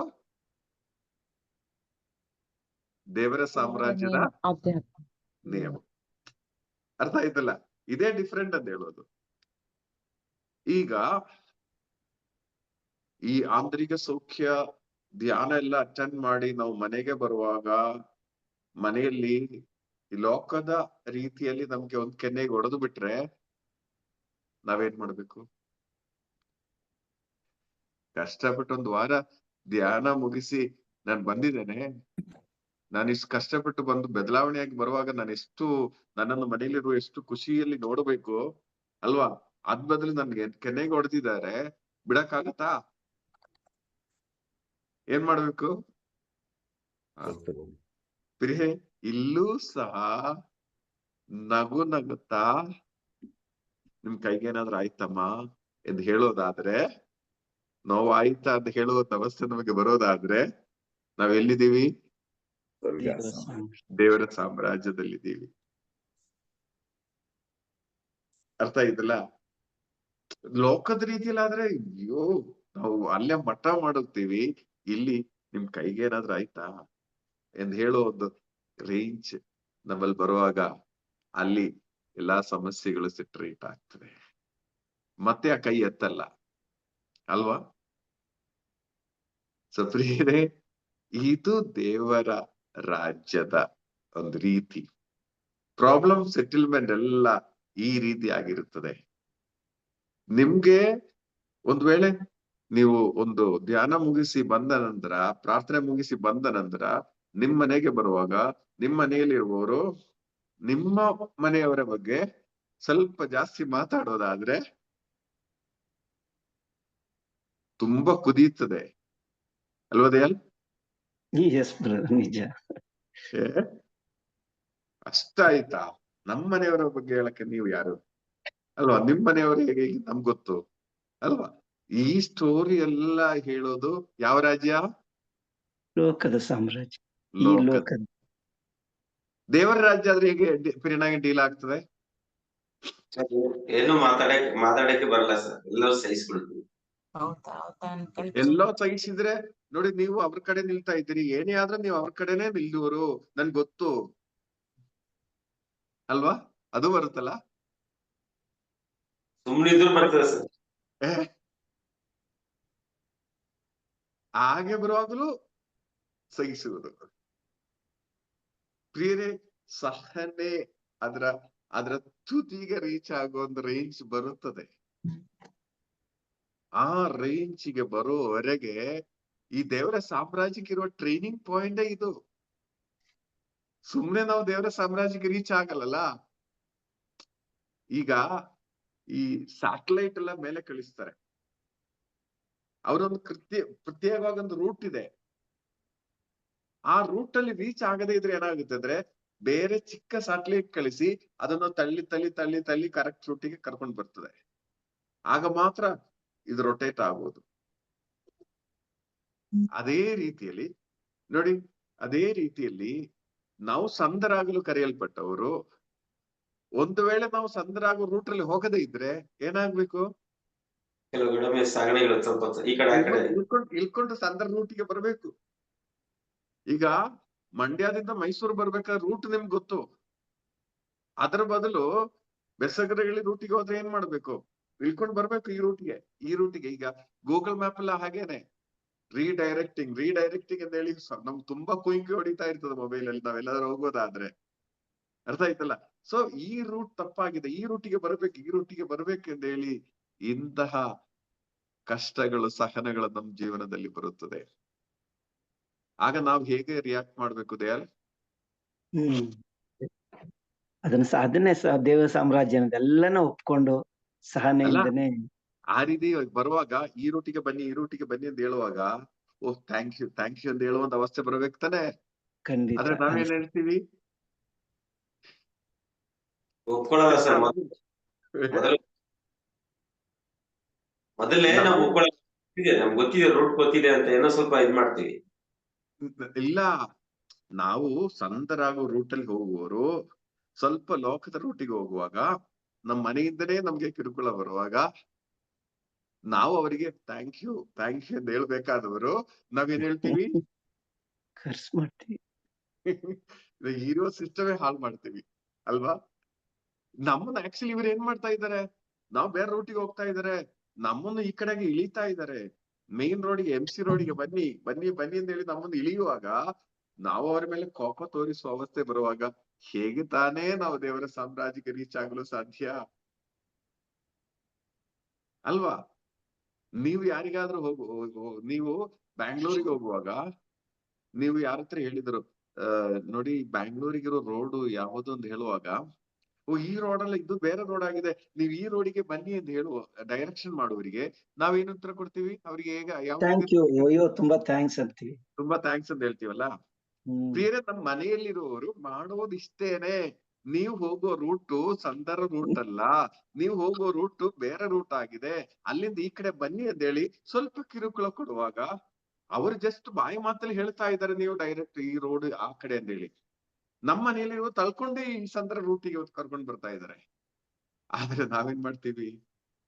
ನಾವು ಅಲ್ವಾ, ಇನ್ನ ಅವ್ರು ಯಾರು ಪ್ರಾರ್ಥನೆಗೆ ಬರಬಾರ್ದು ಆ ರೀತಿಯಲ್ಲಿ ನಾವು ಅವ್ರದ್ದು ಬೈದೊಡೆದು ರೆಡಿ ಮಾಡ್ತೀವಿ. ಇದರಿಂದನೇ ನಮ್ಮ ಮನೆಯಲ್ಲಿರುವವರು ಪ್ರಾರ್ಥನೆಗೆ ಬರಲ್ಲ. ಏಕೆಂದ್ರೆ ನಾವು ಹೇಳುವ ರೂಟ್ ಎಲ್ಲ ಸಂತರ ರೂಟ್ ಬಗ್ಗೆ ಹೇಳ್ತೀವಿ, ಹೋಗುವ ರೂಟ್ ಎಲ್ಲ ಇಲ್ಲಿಗೆ ಬೇರೆ ರೂಟಿಗೆ ಹೋಗ್ತೀವಿ. ಇದು ಕಂಡು ನೋಡಿ ಕೇಳಿ ಸಾಕಾಯ್ತು, ನಮ್ಮ ಮನೆಯಲ್ಲಿರುವವರು ಪ್ರಾರ್ಥನೆಗೆ ಬರುತ್ತಾ ಇಲ್ಲ. ಪ್ರಿಯರೇ, ಬೇರೆ ಯಾರು ಅಲ್ಲ ಕಾರಣ, ನಾವುಗಳೇ. ಹೇಳುವುದೊಂದು, ನಾನು ಬ್ಯಾಂಗ್ಳೂರಿಗೆ ಹೋಗ್ತೀನಿ ಅಂತ ಹೇಳಿ ಬರೀ ಮಳವಳ್ಳಿಗೆ ಹೋದ್ರೆ ಏನ್ ಮಾಡ್ತೀರಾ? ನೋಡಿ ಸಾಕಾಗ್ತದೆ. ದಿನೇ ಬ್ಯಾಂಗ್ಳೂರಿಗೆ ಹೋಗೋರು, ಹೋಗ್ತೀನಿ ಅಂತ ಹೇಳುವರು ಎಲ್ಲಿಗೆ ಹೋಗ್ತಾ ಇದಾರೆ? ಮಳವಳ್ಳಿಗೆ. ಆಗ ಮನೇಲಿ ಇವ್ರಿಗೆ ಗೊತ್ತು, ಇವ್ರು ಬ್ಯಾಂಗ್ಳೂರ್ ಅಂತ ಹೇಳಿದ್ರೆ ಮಳವಳ್ಳಿಯಿಂದ ಗೊತ್ತು. ಮತ್ತೆ ಯಾಕೆ ನಾವು ಬ್ಯಾಂಗ್ಳೂರಿಗೆ ಹೋಗ್ಬೇಕು? ಮಳವಳ್ಳಿಗೆ ಹೋದ್ರೆ ಸಾಕಲ್ಲ. ಪ್ರಿಯರೇ, ಇದೇ ನಮ್ಮ ಸಮಸ್ಯೆ ಅಂತ ಹೇಳೋದು. ಇಲ್ಲೇ ಇದೆ, ಒಂದು ಭೌತಿಕವಾದ ಲೋಕ, ಇನ್ನೊಂದು ಆಧ್ಯಾತ್ಮಿಕವಾದ ಲೋಕ. ಓಕೆ, ಈ ಲೋಕದ ಲಕ್ಷಣಗಳಾಗಿದೆ ಲೂಕನ ಶುಭ ಸಂದೇಶದಲ್ಲಿ 4ನೇ ಅಧ್ಯಾಯ 18ನೇ ವಾಕ್ಯದಲ್ಲಿ ಹೇಳ್ತಾ ಇದ್ದಾರೆ. ಯೇಸು ಸ್ವಾಮಿ ಬಂದು ಮೊದಲನೇ ಬೋಧನೆ ಅದೇ ಆಗಿದೆ. ಲಕ್ಷಣಗಳೇನಲ್ಲ. ದೇವರಾತ್ಮ ನನ್ನ ಮೇಲಿದೆ, ಹ್ಮ್ ದೀನ ದಲಿತರಿಗೆ ಶುಭ ಸಂದೇಶವನ್ನು ಬೋಧಿಸಲೆಂದು ಅವರೆನ್ನನ್ನು ಅಭಿಷೇಕಿಸಿದ್ದಾರೆ. ಹ್ಮ್ ಬಂದಿದ್ದರಿಗೆ ದಲಿತರಿಗೆ ಶುಭ ಸಂದೇಶವನ್ನು ಬೋಧಿಸುವುದು. ಮತ್ತೆ ಮುಂದುವರಿಸಿ. ಅವರೆನ್ನನ್ನು ಅಭಿಷೇಕಿಸಿದ್ದಾರೆ. ಹ್ಮ್ ಬಂದಿದ್ದರಿಗೆ ಬಿಡುಗಡೆಯನ್ನು ಬಂದಿದ್ದರಿಗೆ ಬಿಡುಗಡೆ ಈ ರಾಜ್ಯದಲ್ಲಿದೆ. ಬಂದಿದ್ದರಿಗೆ ಬಿಡುಗಡೆ, ಯಾವುದೇ ರೀತಿಯಲ್ಲಿರುವ ಬಂಧನವಾದರೂ ಬಿಡುಗಡೆ ಈ ರಾಜ್ಯದಲ್ಲಿದೆ. ಈ ರಾಜ್ಯದಲ್ಲಿ ಬಂಧನವೆಂಬುದು ಇಲ್ಲ. ಯಾವ ರಾಜ್ಯದಲ್ಲಿ? ದೇವರ ರಾಜ್ಯದಲ್ಲಿ. ಇನ್ನು ಮುಂದುವರಿಸಿ. ಅಂಧರಿಗೆ ದೃಷ್ಟಿದಾನವನ್ನು ಪ್ರಕಟಿಸಲು ಈ ರಾಜ್ಯದಲ್ಲಿ ಕುರುಡರೂ ಇಲ್ಲ, ಆಧ್ಯಾತ್ಮಿಕ ಕುರುಡರೂ ಇಲ್ಲ. ಇನ್ನು ಮುಂದುವರಿಸಿ. ದೃಷ್ಟಿದಾನವನ್ನು ಪ್ರಕಟಿಸಲು, ಶೋಷಿತರಿಗೆ ಸ್ವಾತಂತ್ರ್ಯ ನೀಡಲು, ದೇವರು ತಮ್ಮ ಜನತೆಯನ್ನು ಉದ್ಧರಿಸುವ ಕಾಲ ಬಂತೆಂದು ಸಾರಲು ಅವರು ನನ್ನನ್ನು ಕಳುಹಿಸಿದ್ದಾರೆ. ಇದು ದೇವರ ರಾಜ್ಯದ ಒಂದು ಏನ್ ಹೇಳ್ತೀರಾ, ಒಂದು ಬ್ರೌಷರ್ ಎಂಬ ರೀತಿಯಲ್ಲಿ ಯೇಸು ಸ್ವಾಮಿ ಹೇಳ್ತಾ ಇದ್ದಾರೆ. ಬ್ರೌಷರ್ ಅಥವಾ ಏನ್ ಹೇಳ್ತೀರಾ, ಒಂದು ಸ್ಟಾರ್ಟಿಂಗ್ ಸ್ಟೇಟ್ಮೆಂಟ್ಸ್. ಕೇಸರ್ ಅದಕ್ಕೆ ಏನ್ ಹೇಳ್ತೀರಾ? ಮೈಕ್ ಆನ್ ಮಾಡಿ. ಮುನ್ಸೂಚನೆ ಇದೆಯಲ್ಲ ದೇವರ ಸಾಮ್ರಾಜ್ಯಕ್ಕೆ. ಮಾರ್ಗದರ್ಶನ ಅಂತ ಹೇಳ್ಬೋದು. ಮಾರ್ಗದರ್ಶನ ಅಂತ ಹೇಳ್ಬೋದು. ಇದಕ್ಕೆ ನೋಡಿ, ಇದಕ್ಕಾಗಿ ದೇವರು ನನ್ನನ್ನು ಕಳುಹಿಸಿದ್ದಾರೆ. ದೇವರ ರಾಜ್ಯವನ್ನು ಸ್ಥಾಪಿಸಲು ದೇವರು ನನ್ನನ್ನು ಕಳುಹಿಸಿದ್ದಾರೆ. ಅದಕ್ಕಿರುವ ಲಕ್ಷಣ: ವಂಚಿತರಿಗೆ ಬಿಡುಗಡೆ, ಶುಭ ಸಂದೇಶವನ್ನು ಬೋಧಿಸುವುದು, ಕುರುಡರಿಗೆ ದೃಷ್ಟಿದಾನ. ಈ ಪಾಯಿಂಟ್ಸ್ ಎಲ್ಲ ಸೇರಿ ದೇವರ ಸಾಮ್ರಾಜ್ಯದ ಎಂಟ್ರಿ ಪಾಯಿಂಟ್ ಅಲ್ಲಿ ಬರೆದಿಟ್ಟಿದ್ದಾರೆ. Price the lord. ಇದು ಇನ್ನು ಸ್ವಲ್ಪ ಕ್ಲಿಯರ್ ಆಗಿ ಅರ್ಥ ಮಾಡ್ಬೇಕಾದ್ರೆ ರೋಮ 14:17 ಓದಿ. ನನ್ನ ಪ್ರಕಾರ ಇವತ್ತು ನಾವು ಜಾಸ್ತಿ ಮಾಡಕ್ ಆಗಲ್ಲ ಅನ್ಸುತ್ತೆ. ನೋಡೋಣ. ರೋಮ 14:17. ನಿನಗೆ ರುಚಿಕರವಾದದ್ದು ಪರರಿಗೆ ದೋಷಣಾಸ್ಪದವಾಗದಿರಲಿ, ಏಕೆಂದರೆ ದೇವರ ಸಾಮ್ರಾಜ್ಯ ತಿನ್ನುವುದರಲ್ಲಿ ಕುಡಿಯುವುದರಲ್ಲಿ ಅಲ್ಲ. ನೋಡಿ, ಇಲ್ಲಿ 2 ಸಾಮ್ರಾಜ್ಯದ ಬಗ್ಗೆ ಹೇಳ್ತಾ ಇದ್ದಾರೆ. ಒಂದು ಸಾಮ್ರಾಜ್ಯ ಏನು? ತಿನ್ನುವುದು, ಕುಡಿಯುವುದು. ಇನ್ನೊಂದು ಸಾಮ್ರಾಜ್ಯ ಮುಂದುವರಿಸಿ ಓದಿ ಬ್ರದರ್. ಪವಿತ್ರಾತ್ಮ ಅವರಿಂದ ಬರುವ ಸತ್ಸಂಬಂಧ, ಶಾಂತಿ, ಸಮಾಧಾನ ಮತ್ತು ಸಂತೋಷ ಇವುಗಳಲ್ಲಿ ಅಡಗಿದೆ. ನೋಡಿ, ದೇವರ ರಾಜ್ಯದ ಒಂದು ರೀತಿ ಏನೆಂದರೆ ಪವಿತ್ರಾತ್ಮರಿಂದ ಬರುವ ಏನೆಲ್ಲ? ಸತ್ಸಂಬಂಧ, ಶಾಂತಿ, ಸಮಾಧಾನ ಮತ್ತು ಸಂತೋಷ ಇವುಗಳಲ್ಲಿ ಅಡಗಿದೆ. ನೋಡಿ, ಇಲ್ಲೇ ನಿಮ್ಗೆ ಅರ್ಥ ಆಗ್ತದೆ. ಲೋಕದ ರಾಜ್ಯದ ಪ್ರತ್ಯೇಕತೆಗಳೇನು? ಹಸಿವು, ದಾಹ, ಊಟ, ತಿಂಡಿ, ಪಾನೀಯಗಳು, ಇದೆಲ್ಲ ಲೋಕದ ರಾಜ್ಯದಲ್ಲಿ ಒಂದು ಅವಸ್ಥೆ. ಆದ್ರೆ ದೇವರ ರಾಜ್ಯದ ಅವಸ್ಥೆ ಏನು ನೋಡಿ? ಈ ಊಟಕ್ಕೂ ಈಟಿಂಗ್ ಅಂಡ್ ಡ್ರಿಂಕಿಂಗ್ ಬದಲು ದೇವರ ರಾಜ್ಯದಲ್ಲಿ ಏನಿದ್ರೆ ಶಾಂತಿ, ಸಮಾಧಾನ, ನೆಮ್ಮದಿ, ಆನಂದ. ಇದು ನೀವು ತಿಂದ್ರೆ, ಈ ಶಾಂತಿ ತಿಂದ್ರೆ, ಸಮಾಧಾನ ತಿಂದ್ರೆ, ಆನಂದ ತಿಂದ್ರೆ ಏನಾಗ್ತದೆ? ಖುಷಿ ಆಗ್ತದೆ. ಆದ್ರೆ ಲೋಕದ ರಾಜ್ಯದಲ್ಲಿ ಏನಿದೆ? Eating and drinking. ನಿಮ್ಗೆ ವ್ಯತ್ಯಾಸ ಅರ್ಥ ಆಗ್ತಾ ಇದೆಯಾ? ಓಕೆ. ಸೊ ಪ್ರಿಯರೇ, ಇದೇ ವ್ಯತ್ಯಾಸ ನೋಡಿ. ಇನ್ನೊಂದು ವಿಷಯ ನಾನು ಹೇಳ್ತೀನಿ. ಇದು ಒಂದು ಫಿಸಿಕಲ್ ಸ್ಟೇಟ್ ಅಲ್ಲ. ಫಿಸಿಕಲ್ ಸ್ಟೇಟ್ ಇದೊಂದು ಸ್ಪಿರಿಚುವಲ್ ಸ್ಟೇಟ್ ಆಗಿದೆ. ಆಧ್ಯಾತ್ಮಿಕ ರಾಜ್ಯವಾಗಿದೆ. ದೇವರ ರಾಜ್ಯ ಆಧ್ಯಾತ್ಮಿಕ ರಾಜ್ಯವಾಗಿದೆ. ಈ ಆಧ್ಯಾತ್ಮಿಕ ರಾಜ್ಯವನ್ನು ನಾವು ಈ ರಾಜ್ಯಕ್ಕೆ ತರುವ ಕಾರ್ಯವಾಗಿದೆ. ಇಲ್ಲೇ ನಮ್ಗೆ ಕನ್ಫ್ಯೂಷನ್ ಆಗ್ತಾ ಇರೋದು. ನಿಮ್ಗೆ ಅರ್ಥ ಆಗಿದೆಯಾ? ಇಲ್ಲಿ ಲೋಕದ ರಾಜ್ಯವಿದೆ, ಓಕೆ. ಇಲ್ಲಿ ದೇವರ ರಾಜ್ಯವಿದೆ. ಇಲ್ಲಿ ಈಟಿಂಗ್ ಅಂಡ್ ಡ್ರಿಂಕಿಂಗ್, ಊಟ, ತಿಂಡಿ, ಕುಡಿಯೋದು ಇದಿಲ್ಲಿ. ಇಲ್ಲಿ ಆನಂದ, ಸಮಾಧಾನ, ಸಂತೋಷ. ನಾವೆಲ್ಲಿದ್ದೀವಿ? ಇಲ್ಲಿದ್ದೀವಿ. ಇಲ್ಲಿಂದ ನಾವ್ ಎಲ್ಲಿಗೆ ನೋಡ್ತಾ ಇದೀವಿ? ಈ ಕಡೆಗೆ ನೋಡ್ತಾ ಇದೀವಿ. ನೋಡಿದರೆ ಸಾಲದು, ಈ ಕಡೆ ಇರೋದು ಇಲ್ಲಿಗೆ ತರಬೇಕು. ದೇವರ ಸಾಮ್ರಾಜ್ಯ ಅದೇ ನೋಡಿ, ಸ್ನಾನಿಗೆ ಯೋಹಾನನ ಸಮಯದವರೆಗೆ ಇದು ಸಾಧ್ಯ ಇರ್ಲಿಲ್ಲ. ಇಲ್ಲಿರುವುದಿಲ್ಲಿ, ಇಲ್ಲಿರುವುದಿಲ್ಲಿ. ಆದ್ರೆ ಸ್ನಾನಿಕ ಯೋಹಾನನ ಸಮಯದಿಂದ ಏನಾಗಿದೆ? ಈ ರಾಜ್ಯ ಇಲ್ಲಿಗೆ ಎಂಟ್ರಿ ಆಗಿದೆ. ಫಿಸಿಕಲ್ ರಿಯಾಲಿಟಿಯಲ್ಲಿ ಸ್ಪಿರಿಚುವಲ್ ರಿಯಾಲಿಟಿ ಎಂಟ್ರಿ ಆಗಿದೆ. ಲೋಕದ ರಾಜ್ಯದಲ್ಲೂ ಆ ದೇವರ ರಾಜ್ಯ ನಾವು ಸ್ಥಾಪಿಸಲು ಸಾಧ್ಯವಾಗಿದೆ. Praise the lord. ಪ್ರಿಯರೇ, ಇದರ ಒಂದು ಪ್ರತ್ಯೇಕತೆ ಏನಂದ್ರೆ, ಇಲ್ಲೇನೆ ನೋಡಿ, ಸೈತಾನ ರಾಜ್ಯ ಯಾವುದು? ಲೋಕದ ರಾಜ್ಯನ, ಆಧ್ಯಾತ್ಮಿಕ ರಾಜ್ಯನ? ಲೋಕದ ರಾಜ್ಯ. ಲೋಕ. ಎರಡೂ ಇದೆ. ನೋಡಿ, ಸೈತಾನನ ರಾಜ್ಯ, ಸೈತಾನನೊಂದು ಆತ್ಮರೂಪಿನೇ ಆಗಿದೆ, ಅದು ಮನುಷ್ಯ ರೂಪಿ ಅಲ್ಲ. ಅರ್ಥ ಆಯ್ತಲ್ಲ? ಒಂದು ಸ್ಪಿರಿಚುವಲ್ ಬೀಯಿಂಗ್ ಸೈತನ್ ಸಹ. ಸೊ ಅವನು ಸಹ ಅಲ್ಲಿ ಒಂದು, ಆ ಸೈತಾನನ ರಾಜ್ಯ ಏನ್ ಮಾಡ್ತಾ ಇದ್ದಾನೆ? ಆದಾಮನ ಪಾಪ ಮಾಡಿದಾಗ ಈ ರಾಜ್ಯ ಇಲ್ಲಿಗೆ ಎಂಟ್ರಿ ಆಗಿದೆ. ಅರ್ಥ ಆಯ್ತಲ್ಲ?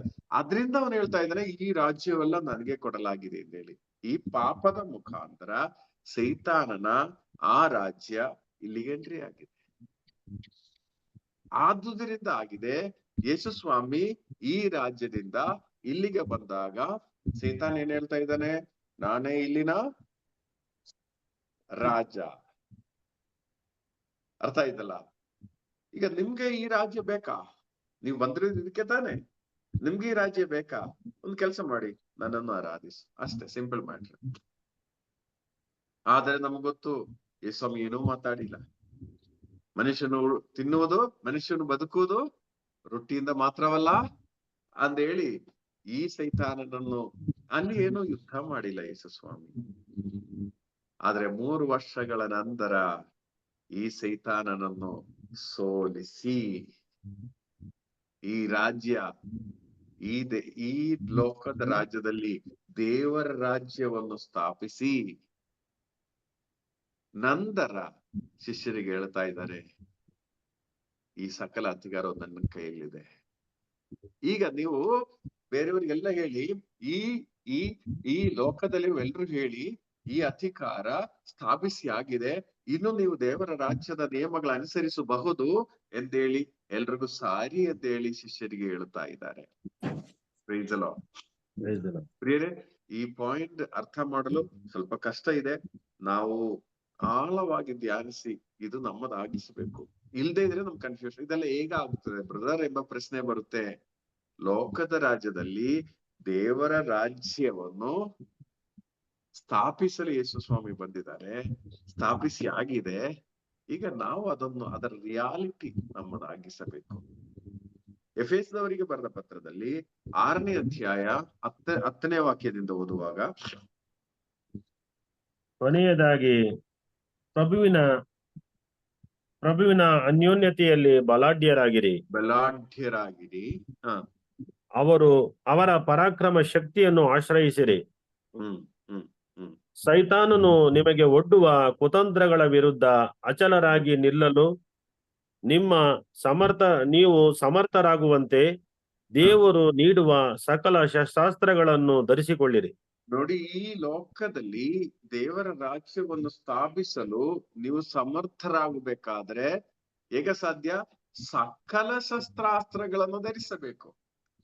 ದೇವರ ರಾಜ್ಯದ ಶಸ್ತ್ರಾಸ್ತ್ರಗಳು ಯಾವುದು? ಶಶಿಕಲಾ ಸಿಸ್ಟರ್, ಈಗ ಯುದ್ಧಗಳು ನಡೀತಾ ಇದೆ, ವೆರೈಟಿ ಬ್ಯಾಲಿಸ್ಟಿಕ್ ಮಿಸೈಲ್ಸ್, ಅದು ಇದು ಎಲ್ಲ ನಾವು ಕೇಳ್ತಾ ಇದೀವಿ ಲೋಕದ ರಾಜ್ಯದಲ್ಲಿ. ದೇವರ ರಾಜ್ಯದ ಶಸ್ತ್ರಾಸ್ತ್ರಗಳು ಯಾವುದು? ದೇವರ ವಾಕ್ಯ, ನೀತಿ, ಶಾಂತಿ, ಸಮಾಧಾನ. ಅದು ಮುಂದುವರಿಸಿ 16 ಓದಿ, 6:16. ಎಫೆಸದವರು 6:16. ಸತತವೂ ವಿಶ್ವಾಸವೆಂಬ ಗುರಾಣಿಯನ್ನು ಹಿಡಿದುಕೊಳ್ಳಿರಿ. ವಿಶ್ವಾಸ ಎಂಬ ಮಿಸೈಲ್, ಗುರಾಣಿ. ಲೋಕದ ರಾಜ್ಯದಲ್ಲಿ ಮಿಸೈಲ್, ಇಲ್ಲಿ ವಿಶ್ವಾಸ. ಅರ್ಥ ಆಯ್ತಲ್ಲ? ಇನ್ನು ಮುಂದುವರಿಸಿ. ಹೀಗೆ ಸೈತಾನನ ಅಗ್ನಿ ಬಾಣಗಳನ್ನೆಲ್ಲ ನಂದಿಸಲು ಶಕ್ತರಾಗುವಿರಿ. ಹ ರಕ್ಷಣೆ ಎಂಬ ಶಿರಸ್ತ್ರಾಣವನ್ನು ಧರಿಸಿಕೊಳ್ಳಿ. ರಕ್ಷಣೆ ಎಂಬ ಶಿರಸ್ತ್ರಾಣ, ಆಯುಧ, ದೇವರ ರಾಜ್ಯದ ಆಯುಧ. ಇನ್ನು ಹೆಲ್ಮೆಟ್ ಹೆಲ್ಮೆಟ್ Helmet. ರಕ್ಷಣೆ ಎಂಬ ಹೆಲ್ಮೆಟ್. ಇನ್ನು ಪವಿತ್ರಾತ್ಮರ ಕೊಡುಗೆಯಾದ ದೇವರ ವಾಕ್ಯವು ನಿಮಗೆ ಖಡ್ಗವಾಗಿರಲಿ. ವಾಕ್ಯ ಖಡ್ಗವಾಗಿರಲಿ. ಬಾಂಬ್ಗಳನ್ನೆಲ್ಲ ಹೇಳುತ್ತಾ ಇದೀವಲ್ಲ ಲೋಕದ ರಾಜ್ಯದಲ್ಲಿ, ದೇವರ ರಾಜ್ಯದಲ್ಲಿ ದೇವರ ವಾಕ್ಯ ಖಡ್ಗವಾಗಿರಲಿ. ಇನ್ನು ಹೀಗೆ ಪವಿತ್ರಾತ್ಮರಿಂದ ಪ್ರೇರಿತರಾಗಿ ಹ. ಎಲ್ಲಾ ಸಮಯಗಳಲ್ಲೂ ಪ್ರಾರ್ಥಿಸಿರಿ. ಹ್ಮ್ ಹೀಗೆ ಸುಮಾರಿದೆ. ದೇವರ ಶಾಂತಿ ಸಮಾಧಾನ ಎಂಬ ಪಾದರಕ್ಷೆ, ಆತರ ಸುಮಾರು ಆಯುಧಗಳ ಬಗ್ಗೆ ಹೇಳ್ತಾ ಇದ್ವಿ. ದೇವರ ಸಾಮ್ರಾಜ್ಯದ ಆಯುಧಗಳು, ಈ ಆಯುಧಗಳು ನಾವು ಉಪಯೋಗಿಸ್ತಾ ಇದೀವ. ಇದು ಉಪಯೋಗಿಸುವವರೇ ದೇವರ ರಾಜ್ಯದಲ್ಲಿ ಇರುವವರು. ಇದೇನೋ ಪ್ರತ್ಯೇಕವಾಗಿ ಒಂದು ರಾಜ್ಯ ಆ ಕಡೆಯಿಂದ ಈ ಕಡೆ ತರೋದಲ್ಲ. ನಾವು ಇಲ್ಲೇ ಬದುಕಿ ಇದುವರೆಗೆ ನಾವು ಯೂಸ್ ಮಾಡುವ ಮಿಸೈಲ್ಗೆ ಬದಲು ದೇವರ ವಾಕ್ಯ ಉಪಯೋಗಿಸುವರು. ಇದುವರೆಗೆ ಅಶಾಂತಿ ಉಂಟು ಮಾಡುವ ಆ ಅವಸ್ಥೆಗಿಂತ ದೇವರ ಶಾಂತಿ ಉಂಟು ಮಾಡುವರು. ಪ್ರಿಯರೇ, ಇನ್ನೂ ಒಂದು ಪಾಯಿಂಟ್ ಹೇಳೋದಾದ್ರೆ 2 ಕೊರಿಂಥ್ಯ 10:3-4 ಓದಿ.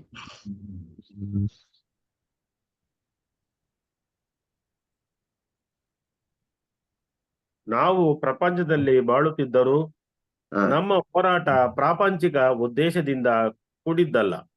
ನೋಡಿ, ನಮ್ಮ ಉದ್ದೇಶ ಹೇಗೆ, ನಾವು ನಿಜವಾಗಿ ಯೋಚನೆ ಮಾಡಿ. ದಯಾಲ್, ನಿನ್ನೆ ನೀವು ಯಾವ್ದೋ ಹೋರಾಟ ಮಾಡಿದಾರಾ ಮನೆಯಲ್ಲಿ ಚಿಕ್ಕ ವಿಷಯಗಳಿಗೆ? ಇಲ್ಲ ಇಲ್ಲ, ನೀವು ನಿರ್ಧಾರ ತಗೊಂಡಾಯ್ತು. ಕೊಂಡಾಯ್ತಲ್ಲ. ಮನಸ್ಸಿನಲ್ಲಿ ಏನಾದ್ರು ಹೋರಾಟ ಆಯ್ತಾ? ಖಂಡಿತ ಅದು ಯಾಕಂದ್ರೆ ಇನ್ನೂ ಅಲ್ಲಿ ಸ್ಥಿತಿಗೆ ಬಂದಿಲ್ವಲ್ಲ. ಆ, ಹೊರಗಡೆ ನಿರ್ಧಾರ ತಗೊಂಡಿದ್ದೀನಿ, ಮನಸ್ಸಿನಲ್ಲಿರುವ ಹೋರಾಟ ಯಾವ ಕಾರ್ಯದಲ್ಲಿ ಆಗಿತ್ತು? ಅದೇ ಇದು ಮಕ್ಕಳ ವಿಷಯದಲ್ಲಿ ಆ ಅವರು So, ಸ್ವಲ್ಪ ಪ್ರಾಪಂಚಿಕ ವಿಷಯಗಳಲ್ಲಿ ಹೋರಾಟ ಅಲ್ವಾ? ಸೊ ಇದು ನೀವು ಮನಸ್ಸಿನಲ್ಲಿ ಈ ಒಂದು ಟ್ರಾನ್ಸಿಷನ್ ಅಷ್ಟು ಸುಲಭ ಅಲ್ಲ. ಈ ದೇವರ ಸಾಮ್ರಾಜ್ಯ ಇಲ್ಲಿ ತರಕ್ಕೆ ನೀವು ಪ್ರಯತ್ನ ಪಡ್ತಾ ಇದ್ರಿ, ರೆಸಲ್ಯೂಷನ್ ತಗೊಂಡಾಯ್ತು. ಆದ್ರೆ ಇಲ್ಲಿ ಇದೆ ಆಯುಧಗಳಿದೆ, ಇಲ್ಲಿನ ಆಯುಧಗಳು ಸೂಪರ್ ಆಯುಧಗಳಿದೆ. ಇಲ್ಲಿ ಮಾತುಗಳು, ಕ್ರಿಯೆಗಳು, ಯೋಚನೆಗಳೆಲ್ಲ ಬರುತ್ತೆ. ಸಂತ ಪೌಲ್ ಹೇಳ್ತಾ ಇದ್ರೆ, ನಾವು ಹೋರಾಡುವುದು, ಓದಿ ಬರಲ್ಲ ಮತ್ತೊಮ್ಮೆ ಅದು. ನಾವು ಪ್ರಪಂಚದಲ್ಲಿ ಬಾಳುತ್ತಿದ್ದರೂ ನಮ್ಮ ಹಾ. ಹೋರಾಟ ಪ್ರಾಪಂಚಿಕ ಉದ್ದೇಶದಿಂದ ಕೂಡಿದ್ದಲ್ಲ. ಪ್ರಿಯರೇ, ನೀವು ಯೋಚನೆ ಮಾಡಿ, ಪ್ರಾಪಂಚಿಕ ವಿಷಯನ ನಮ್ಮ ಉದ್ದೇಶ, ಅಥವಾ ನಮ್ಮ ಉದ್ದೇಶ ಆಧ್ಯಾತ್ಮಿಕ ವಿಷಯನ? ಖಂಡಿತವಾಗಿ ಆಧ್ಯಾತ್ಮಿಕ ವಿಷಯ ಆಗಲಿ. ಇನ್ನೂ ಪ್ರಾಪಂಚಿಕ ವಿಷಯದಲ್ಲಿ ಹೋರಾಡಿ ಜಯಿಸಬೇಕು, ಆಧ್ಯಾತ್ಮಿಕತೆಯನ್ನು ಉಪಯೋಗಿಸಿ ಅಲ್ವಾ? ಮುಂದುವರಿಸಿ ಬ್ರದರ್. ನಾವು ಬಳಸುವ ಆಯುಧಗಳು ಮಾನವ ನಿರ್ಮಿತವಾದದ್ದಲ್ಲ. ಹಾ, ಮಾನವ ನಿರ್ಮಿತವಾದದ್ದು ಅಲ್ಲ, ದೇವರ ಶಕ್ತಿಯಿಂದ ಕೂಡಿದವು. ಈ ಲೋಕದಲ್ಲಿ, ಲೋಕದ ರಾಜ್ಯದಲ್ಲಿ ನಾವು ಉಪಯೋಗಿಸುವ ಆಯುಧಗಳೆಲ್ಲ ಯಾವುದು? ಮಾನವ ನಿರ್ಮಿತ ಆಯುಧಗಳು ಅಲ್ವಾ? ಈ ಇಸ್ರಾಯೇಲ್ ಯುದ್ಧ ಮಾಡ್ತಾ ಇದ್ದಾರೆ, ಎಲ್ಲ ಅಮೇರಿಕ ಅವರು ಇವರೆಲ್ಲ ಮಾಡುವ ಆಯುಧಗಳೇ ಮಾನವ ನಿರ್ಮಿತ ಆಯುಧಗಳು. ನಾವು ಸ್ವಲ್ಪ ಮನೆಯಲ್ಲಿ ಸ್ವಲ್ಪ ಫೈಟಿಂಗ್ ಮಾಡುವಾಗ ಒಂದು ಕೋಲ್ ತಗೊಂಡ್ರೆ ಮಾನವ ನಿರ್ಮಿತ ಆಯುಧ ಅದು ಉಪಯೋಗಿಸಿ ಎಲ್ಲ ನಾವು ಯುದ್ಧ ಮಾಡ್ಬೇಕಾಗಿರೋದು. ನಮ್ಮ ನಾಲಿಗೆ, ಈ ನಾಲಿಗೆ ಉಪಯೋಗಿಸಿ ಎಲ್ಲ ಯುದ್ಧ ಮಾಡ್ಬೇಕಾಗಿರೋದು. ದೇವರ ಆಯುಧಗಳನ್ನು ಉಪಯೋಗಿಸಿ ನಾವು ಯುದ್ಧ ಮಾಡಬೇಕು. ಓದಿ ಬರೆದು ಮತ್ತೆ ಮುಂದುವರಿಸಿ. ದೇವರ ಶಕ್ತಿಯಿಂದ ಕೂಡಿದವು, ಓಟ ಕೊತ್ತಲೆಗಳನ್ನು ಕೆಡವಬಲ್ಲವು. ನೋಡಿ, ದೇವರ ಶಕ್ತಿಯಿಂದ ಇರುವ ಈ ಆಯುಧಗಳು ನಮ್ಮ ಮುಂಚೆ ಹೇಳಿದೀವಲ್ಲ, ಶಾಂತಿ, ಸಮಾಧಾನ, ದೇವರ ವಾಕ್ಯ, ಈ ಆಯುಧಗಳು ಉಪಯೋಗಿಸಿ ಕೋಟೆ ಕೊತ್ತಲಗಳು ಕೆಡವಬಲ್ಲವುದು.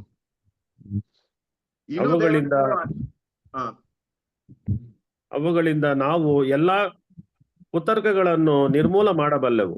ಓಕೆ, ಎಲ್ಲಾ ನೋಡಿ, ಈ ಎಲ್ಲಾ ಹೋರಾಟವು ಆಧ್ಯಾತ್ಮಿಕ ಮನುಷ್ಯನಿಗಿರುವ ಹೋರಾಟ ದೇವರ ಆ ವಚನ, ದೇವರ ವಿಶ್ವಾಸ, ದೇವರ ಶಾಂತಿ, ದೇವರ ಸಮಾಧಾನ, ಈ ಆಯುಧಗಳು ಮಾತ್ರನೇ ಅವರು ಉಪಯೋಗಿಸುವುದು. ಜೊತೆಗೆ ಗಲಾತ್ಯರಿಗೆ ಬರೆದ ಪತ್ರ 5:22 ಇನ್ನೂ ಕೆಲವು ಆಯುಧಗಳಿದೆ.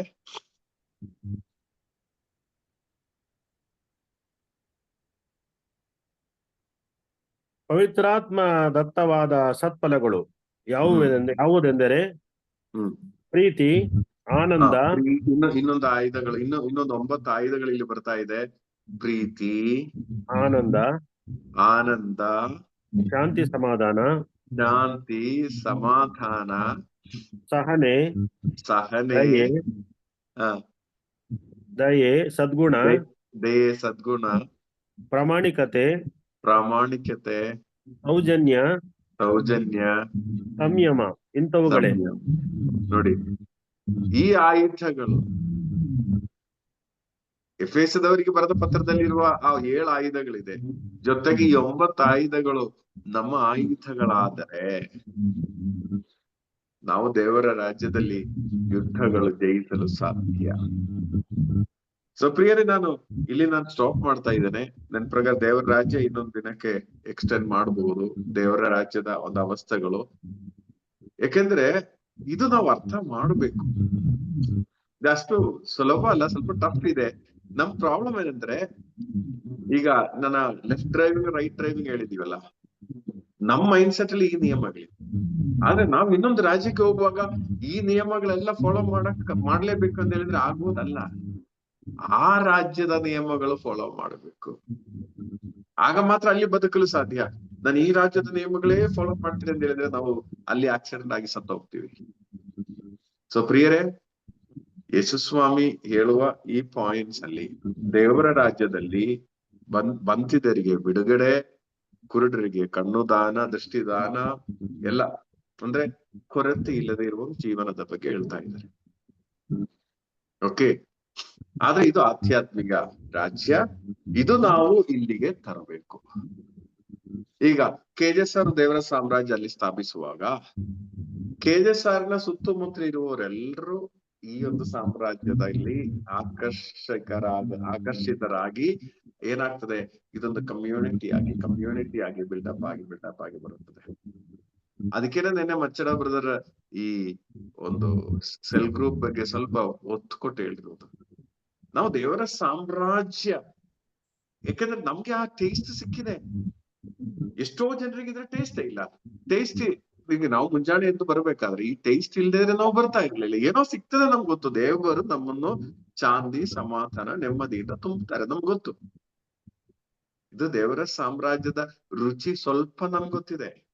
ಅದ್ ನಮ್ ಪ್ರಾಬ್ಲಮ್ ಏನಂದ್ರೆ ನಮ್ಗೆ ಕನ್ಫ್ಯೂಷನ್ ಆಗ್ತಾ ಇದೆ. ಕೆಲವೊಂದು ಇದು ದೇವರ ಸಾಮ್ರಾಜ್ಯದ ನಿಯಮಗಳ, ಲೋಕದ ಸಾಮ್ರಾಜ್ಯ, ಈ ಕನ್ಫ್ಯೂಷನ್ ಅಲ್ಲಿ ನಾವು ಬದುಕ್ತಾ ಇದ್ವಿ. ಬರುತ್ತಾ ಪಕ್ಕ ಆಗ್ಬಿಡುವಾಗ ನಾವು ಮತ್ತೆ ನಮ್ಮ ನಿಯಮಗಳು, ನಮ್ಮ ಚಿಂತಗಳು, ನಮ್ಮ ಯೋಚನೆ ಎಲ್ಲ ಈ ದೇವರ ಸಾಮ್ರಾಜ್ಯದಲ್ಲೇ ಇರುತ್ತದೆ. ಆಗ ನಮ್ಗೆ ಸಂಶಯಗಳು ಬರಲ್ಲ. ಪ್ರಿಯರೇ, ಯೇಸುಸ್ವಾಮಿ ಪ್ರಾರ್ಥನೆಗಾಗಿ ನಮ್ಗೆ ಕೊಟ್ಟಿರೋ 3ನೇ ಪಾಯಿಂಟ್ ಏನು? ನಾವೇನ್ ಪ್ರಾರ್ಥಿಸಬೇಕು? ಲೋಕದ ರಾಜ್ಯ ಬರಲಿ ಅದಲ್ಲ, ಇಲ್ಲಿಗೆ ದೇವರ ರಾಜ್ಯ ಬರಲಿ. ನೀವೇ ಯೋಚನೆ ನೋಡಿ, ಈಗ ದೇವರ ರಾಜ್ಯ ಬರುವಾಗ ಏನೆಲ್ಲ ಬರುತ್ತದೆ? ದಯಾಲ್ ಹೇಳಿ. ಅದೇ ಶಾಂತಿ, ಸಮಾಧಾನ, ಇವೆಲ್ಲವೂ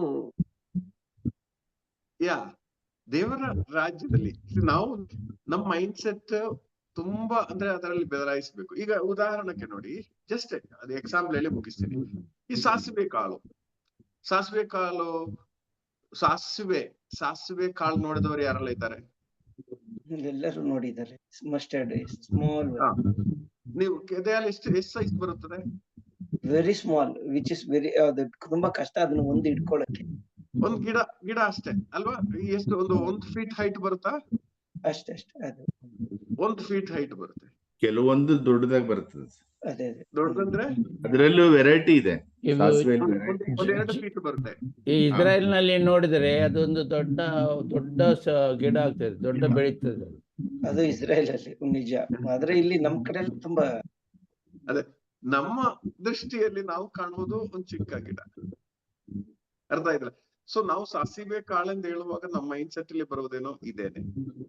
ಮಚ್ಚಳ ಬರೆದ ಹೇಳಿದಾಗ ಇಸ್ರಾಯೇಲ್ ಅಲ್ಲಿರುವ ಸಾಸಿವೆ ಕಾಳು ದೊಡ್ಡದಿರುತ್ತದೆ.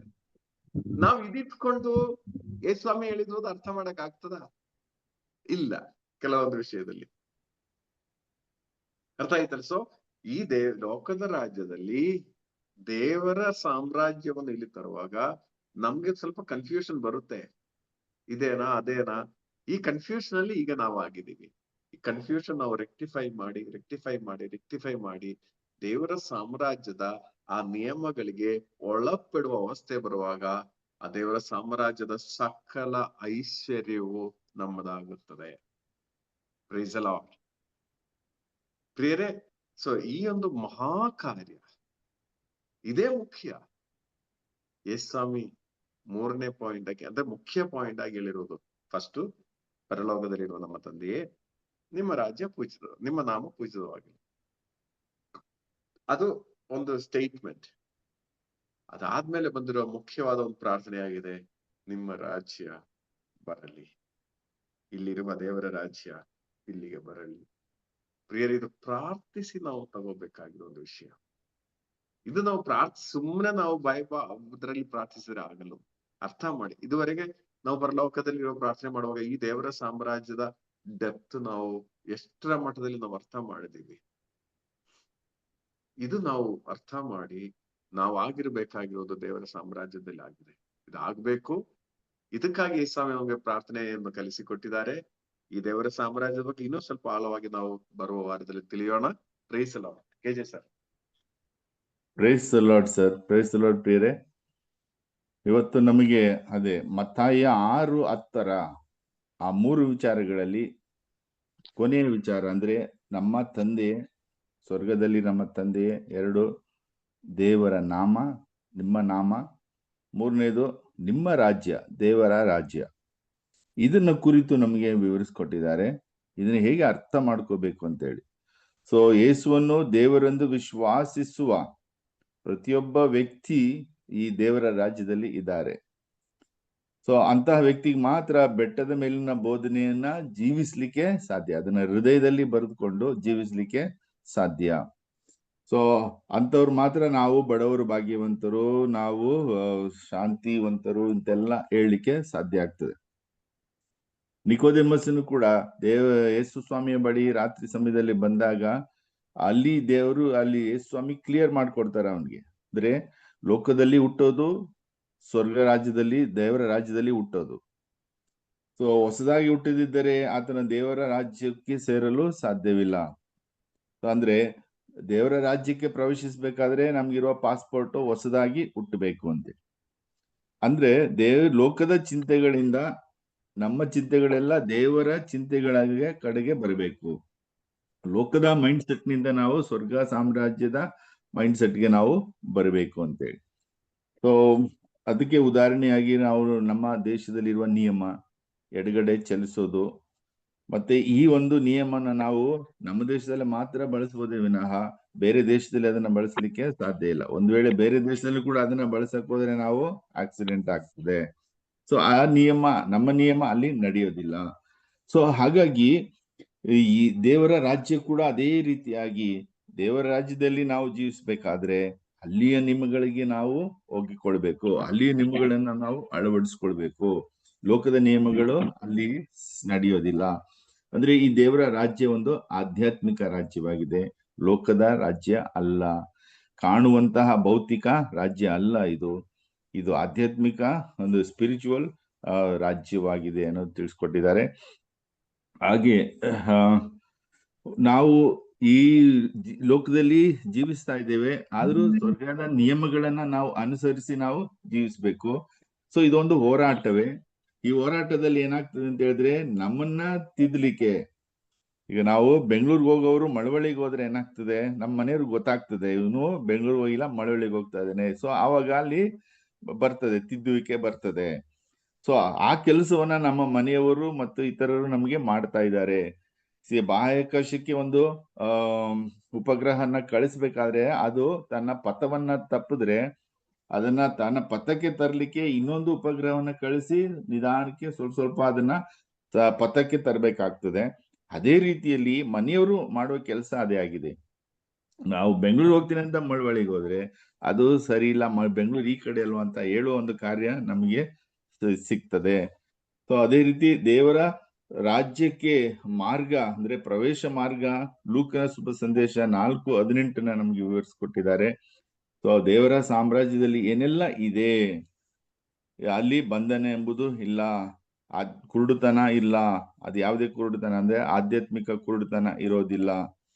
ಮತ್ತೆ ಹಾಗೆ ದೇವರ ರಾಜ್ಯ ಕುಡಿಯುವುದರಲ್ಲಿ ತಿನ್ನುವುದರಲ್ಲಿ ಅಲ್ಲ, ಅದು ಶಾಂತಿ, ಸಮಾಧಾನ, ನೆಮ್ಮದಿ, ಆನಂದ ಅಂದ್ರೆ ಪವಿತ್ರಾತ್ಮರ ಸತ್ಸಂಗದಿಂದ ಬರುವಂತ ಕಾರ್ಯಗಳಾಗಿದೆ. ಸೊ ಅದೇ ರೀತಿ ದೇವರ ರಾಜ್ಯದಲ್ಲಿ ಜೀವಿಸಬೇಕಾದ್ರೆ ನಾವು ಯಾವ ರೀತಿಯ ಆಯುಧಗಳನ್ನ ಬಳಸಬೇಕು? ಲೋಕದಲ್ಲಿ ನಮಗೆ ಅನೇಕ ಆಯುಧಗಳಿದೆ. ಬ್ಯಾಲಿಸ್ಟಿಕ್ ಮಿಸೈಲ್ ಇಂದ ಹಿಡಿದು ಕತ್ತಿ, ಗುರಾಣಿ ತನಕ ಇದೆ. ಆದರೆ ದೇವರ ರಾಜ್ಯದಲ್ಲಿ ಇರುವಂತಹ ಆಯುಧಗಳೇ ಬೇರೆ. ಆ ಆಯುಧಗಳನ್ನೆಲ್ಲವೂ ನಮ್ಗೆ ತೋರಿಸ್ಕೊಟ್ಟಿದ್ದಾರೆ. ಎಫೆಸರಿಗೆ ಬರೆದ ಪತ್ರ, ಹಾಗೆ ಗಲಾತಿಯರಿಗೆ ಬರೆದ ಪತ್ರ, ಇದರೆಲ್ಲ ನಮಗೆ ತೋರಿಸ್ಕೊಟ್ಟಿದ್ದಾರೆ. ಅಂದ್ರೆ ನಾವು ಸಂಪೂರ್ಣ ಇದು ಒಂದು ಹೋರಾಟವೇ ಸರಿ. ಅಷ್ಟು ಸುಲಭವಾಗಿ ನಾವು ಲೋಕದಲ್ಲಿ ಇದ್ದುಕೊಂಡು ದೇವರ ರಾಜ್ಯವನ್ನ ನಾವು ಅಳವಡಿಸ್ಕೊಂಡು ಜೀವಿಸೋದು ಅಷ್ಟು ಸುಲಭದ ಕೆಲಸ ಅಲ್ಲ. ಇದು ಒಂದು ಹೋರಾಟ, ಗೊಂದಲ ಎಲ್ಲ ಆಗ್ತದೆ. ಆದ್ರೆ ಆ ಒಂದು ರೇಂಜ್ಗೆ ನಾವು ಬರ್ಬೇಕಾಗ್ತದೆ. ಬ್ರದರ್ ಹೇಳಿದ್ರು, ಒಂದು ಆಂತರಿಕ ಧ್ಯಾನ ಕೊಟ್ಟು ನಾವು ಮುಗಿಸಿ ಮನೆಗೆ ಬಂದಾಗ ಯಾರಾದ್ರೂ ಅಂದ್ರೆ ಮನೆಯವರೇ ನಮ್ ಕೆನ್ನೆಗೆ ಹೊಡೆದ್ರೆ, ಅಯ್ಯೋ ನಿನ್ ಕೈಗೆ ಪೆಟ್ಟಾಯ್ತಾ ಅನ್ನುವ ಒಂದು ಮೈಂಡ್ ಸೆಟ್ ನಮ್ಗೆ ಬರಬೇಕು. ಆ ಒಂದು ರೇಂಜಿಗೆ ನಾವು ತಲುಪಬೇಕು. ಆ ಕಾರ್ಯ ಈಗ ನಮ್ಮಲ್ಲಿ ನಡಿಬೇಕು ಅನ್ನೋದು ಅರ್ಥ ಆಗಿದೆ. Praise the Lord sir. Thank you so much. Praise the Lord. ಪ್ರೀತಿಯ ಸಹೋದರ ಸಹೋದರಿಯರೇ, ಈ ಒಂದು ಪ್ರಾರ್ಥನೆ ನಮ್ಮ ಜಾಯ್ ಬ್ರದರ್ ಈಗ ನಮಗೆ ತಿಳಿಸಿಕೊಡ್ತಾ ಇದ್ದಾರೆ. ಈ ಸ್ವರ್ಗದಲ್ಲಿರುವ ನಮ್ಮ ತಂದೆ ಎಂಬ ಪ್ರಾರ್ಥನೆಯಲ್ಲಿ 18 ಎಲಿಮೆಂಟ್ಸ್ ಉಂಟು, ಮೂಲ ತತ್ವಗಳಿವೆ 18. ಅದರಿಂದ 1, 2, 3, 4ನೇತಕ್ಕೆ ಬಂದಿದ್ದಾರೆ ಅವರು. ಅದರಿಂದ ಈ ಒಂದು ಪ್ರಾರ್ಥನೆ ಮಾತ್ರ ಯೇಸು ಕ್ರಿಸ್ತರು ಕಲಿಸಿದ್ದು. ಇದು ನಮಗೆ ಒಂದು ಭಾಗ್ಯ ಈಗ ಸಿಕ್ಕಿದೆ. ಈಗಲಾದರೂ ನಾವು ಈ ಪ್ರಾರ್ಥನೆಯನ್ನು ಅರ್ಥ ಮಾಡಿಕೊಳ್ಳಬೇಕು. ನಮಗೆ ಮನೆಯಲ್ಲಿ ಕೇಳಿದ್ರೆ ನಿನ್ನ ಅಪ್ಪ ಎಲ್ಲಿದ್ದಾರೆ ಅಂತ ಹೇಳುವಾಗ ಗೊತ್ತಿಲ್ಲ, ಅವರು ಹೊರಗೆ ಹೋಗಿದ್ದಾರೆ, ಎಲ್ಲಿ ಹೋಗಿದ್ದಾರೆ ಗೊತ್ತಿಲ್ಲ. ಆದರೆ ಈ ಪ್ರಾರ್ಥನೆ ನಾವೆಂತ ಹೇಳ್ತಾರೆ, ನಮಗೆ ಖಂಡಿತ ಗೊತ್ತುಂಟು, 100%. ಸ್ವರ್ಗದಲ್ಲಿರುವ ನಮ್ಮ ತಂದೆ ಎಲ್ಲಿದ್ದಾರೆ? ನಮ್ಮ ತಂದೆ ಸ್ವರ್ಗದಲ್ಲಿ, ಶಾಶ್ವತವಾಗಿ ಸ್ವರ್ಗದಲ್ಲೇ ಇದ್ದಾರೆ. ನಾವು ಅಲ್ಲಿ ಇಲ್ಲಿ ಎಲ್ಲಿ ಓಡ್ಬೇಕಂತ ಇಲ್ಲ. ಅಷ್ಟು ವಿಶ್ವಾಸದಿಂದ ನಾವು ಪ್ರಾರ್ಥನೆ ಮಾಡುವಾಗ ಈ ಪ್ರಾರ್ಥನೆ ಅವರ್ ಫಾದರ್ ನಾವು ಹೇಳುವುದಾದ್ರೆ 24 ಗಂಟೆ ಸಾಲದು. ಆದರೆ ನಾವು ಎಷ್ಟು ಫಾಸ್ಟ್ ಹೋಗ್ತೇವೆ ಅಂತ ಹೇಳಿದ್ರೆ ಇದರ ಅರ್ಥ ನಮಗೆ ಈಗ ಜಾಯ್ ಬ್ರದರ್ ಹೇಳ್ತಾ ಕೊಡ್ತಾ ಇದ್ದಾರೆ.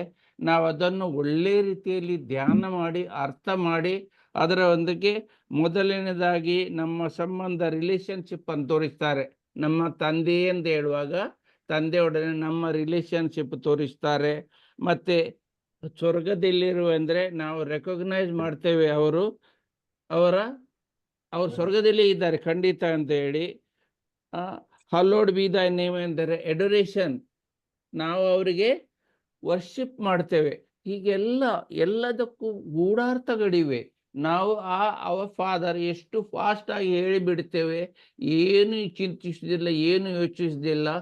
ಈ ಪ್ರಾರ್ಥನೆ ಯೇಸು ಕ್ರಿಸ್ತರು ನಮಗೆ ಕಳಿಸಿದ್ದು ನಾವು ನಿಜವಾಗಿ ಧ್ಯಾನ ಮಾಡಿ ಕೂತ್ಕೊಂಡು ಅರ್ಥ ಮಾಡಿ ದೇವರೊಡನೆ ನಮ್ಮ ಸತ್ಸಂಬಂಧ ಬೆಳೆಸಿದರೆ ನಿಜವಾಗಿಯೂ ನಾವು ಈ ಸಂಸಾರದಲ್ಲಿ ಧನ್ಯರು. ಅದರಿಂದ ಇದನ್ನು ಯಾರು ನೆಗ್ಲೆಕ್ಟ್ ಮಾಡಬೇಡಿ. ಜಾಯ್ ಬ್ರದರ್ ಅದನ್ನು ಒಳ್ಳೆ ರೀತಿಯಲ್ಲಿ ನಿಮಗೆ ವಿವರಿಸ್ತಾ ಇದ್ದಾರೆ. ಅದನ್ನು ಅರ್ಥ ಮಾಡಿಕೊಂಡು ನಾವು ಈ ಅವರ್ ಫಾದರ್ ಸ್ವರ್ಗದಲ್ಲಿರೋ ನಮ್ಮ ತಂದೆ ಅಂತೇಳಿ ಆ ಪ್ರೀತಿಯಿಂದ ಆ ಧ್ಯಾನದಿಂದ ಆರಾಧನೆಯ ರೂಪದಲ್ಲಿ ಆ ಪ್ರಾರ್ಥನೆಯನ್ನು ಹೇಳಿದರೆ ನಿಜವಾಗಿಯೂ ನಾವು ಭಾಗ್ಯವಂತರೇ ಅಂತ ಹೇಳ್ಬಹುದು. ಅದರಿಂದ ಇದನ್ನು ಮುಂದುವರಿಸುವಾಗ ಒಂದು ಪಾಠದಲ್ಲಿ ಇದು ಆಗುವುದಿಲ್ಲ, ಇನ್ನು 2-3 ಪಾಠ ಆದರೂ ಅವ್ರು ಮಾಡಬಹುದು. ಆದರೆ ಪ್ರತಿಯೊಂದಕ್ಕೂ ಗೂಢಾರ್ಥಗಳಿವೆ, ಮೂಲ ತತ್ವಗಳು ಅದರಲ್ಲಿ ಅಡಕವಾಗಿವೆ. ಅದರಿಂದ ದಯಮಾಡಿ ಇದಕ್ಕೆ ತಪ್ಪಬೇಡಿ. ಈ ಅವರ್ ಫಾದರ್ ಸ್ವರ್ಗದಲ್ಲಿ ನಮ್ಮ ತಂದೆಯ ಪ್ರಾರ್ಥನೆಯನ್ನು ಎಲ್ಲರೂ ಚಿಂತನೆಯಲ್ಲಿ ತೆಗೆದುಕೊಂಡು ಧ್ಯಾನ ಮಾಡಿ ಇನ್ನು ಮುಂದೆ ನಾವು ಅದನ್ನು ಹೇಳಲಿಕ್ಕೆ ಪ್ರಯತ್ನ ಮಾಡುವ. Thank you. ರೆಕಾರ್ಡಿಂಗ್ ಆಫ್ ಮಾಡ್ಕೊಳ್ಳಿ ಬ್ರದರ್. ಸರ್